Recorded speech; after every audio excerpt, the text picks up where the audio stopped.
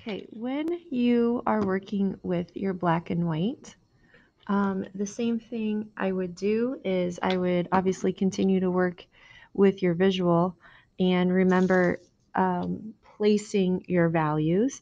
So I would actually start probably with my black, and I'm going to just shade this area here.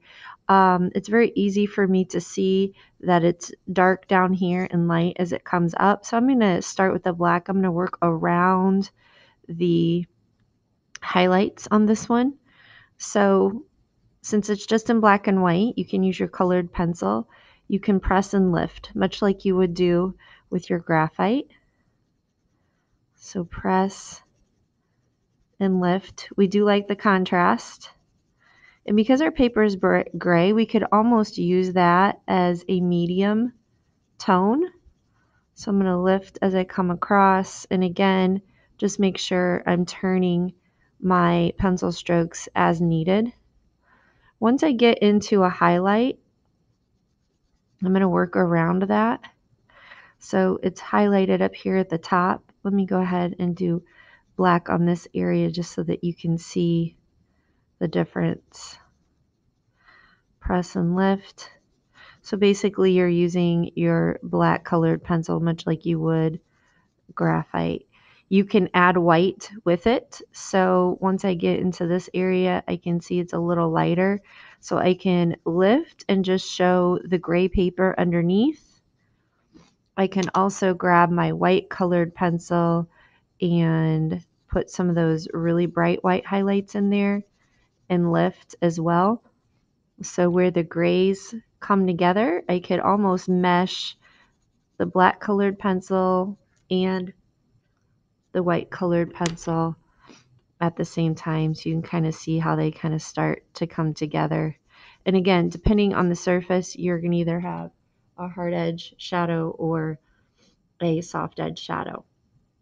Something else I want you to keep in mind is that you do have negative space that you need to work with. So it'd be real easy for you to take the black colored pencil and, let's say, go against one of your subjects and just throw a little bit of black in the negative space to shade.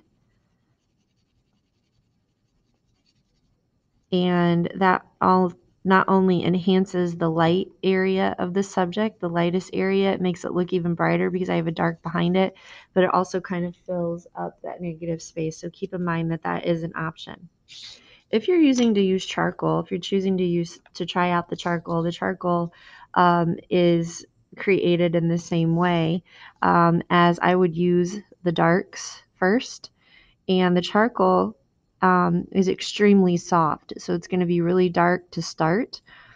I'm using a 6B, so it's even really softer. And so I can press and lift. Now I'm not pressing very hard at all. I'm just really lightly dusting. And the fun thing about the charcoal is it's really easy to move. Once I put just a little bit on it, I'm noticing that I do need to move it up a little higher. However, it is gray. So I'm going to take a Q-tip and I'm just going to move the charcoal myself with the Q-tip, and then you can see how it gets super, super smooth.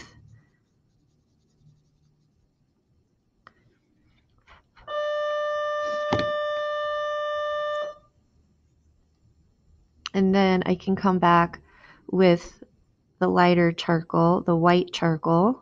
Again, keeping my pencil super sharp and kind of adding in those highlights. So you could almost get a softer, more realistic effect. It's a lot brighter than your colored pencil. And then I can take the Q-tip and kind of soften it as needed. Now, when you get to the edge of your charcoal, you can take a pencil eraser and you can really clean up the edge of those smudges to crisp up your areas.